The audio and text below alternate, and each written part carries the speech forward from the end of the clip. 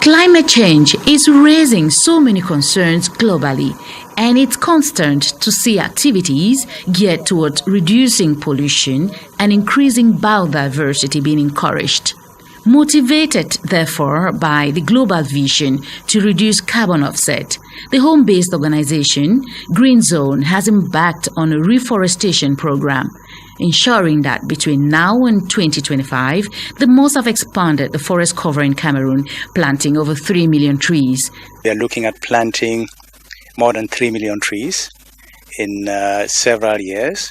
And we are also looking at maintaining the trees so that they can act as carbon sinks in over 30 years. To meet their target, they possess a nursery with an impressive variety of seedlings.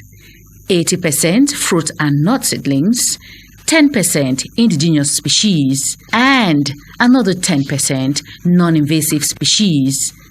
It's a new culture. We have not had a situation where people are buying millions of seeds. Suddenly we come out of the blue, we say we want 700,000 seeds of mangoes. We want 800,000 seeds of avocado, and so on and so forth. So you see, you don't have a market that is ready for such huge quantities. So we have to take time to be able to make sure that we prepare the market for that, and then that we get the right quantities of seeds that we need.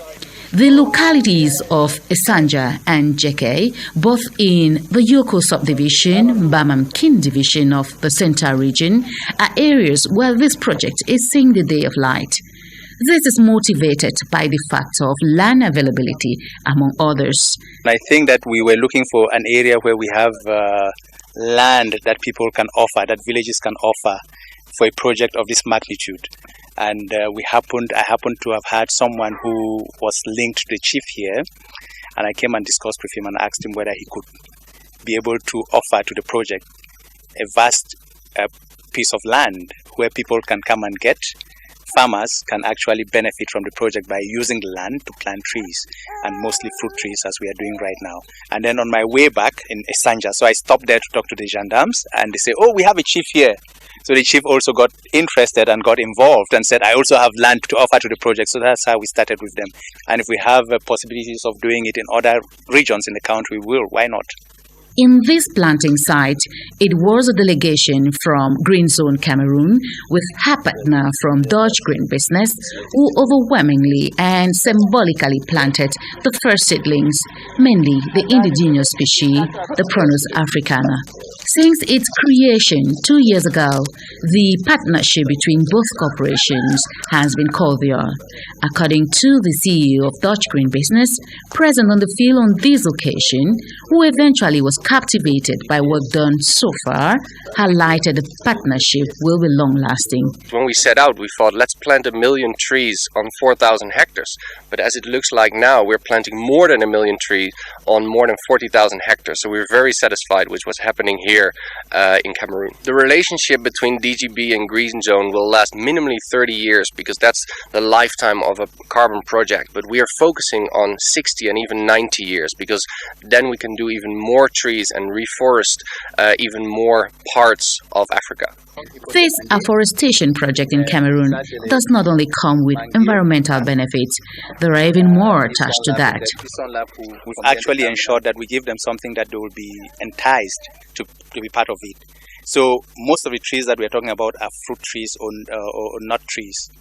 That means we are looking at things like mangoes, avocado, apples, and so on and so forth. So the farmers will have something to benefit from it. We actually give them the seedlings. We help them to plant. We help them to grow the trees. That means that we help them a bit financially as well as technically. And then for the villages, you see, we cannot have our project here without access to the project. So we've been compelled to sort of help in doing the roads. Then we can't have a lot of workers here without having health care. So again, things start coming up. We've been compelled to make a commitment of doing a health center. The village does not have a health center. But you see, those are needs that we do need them.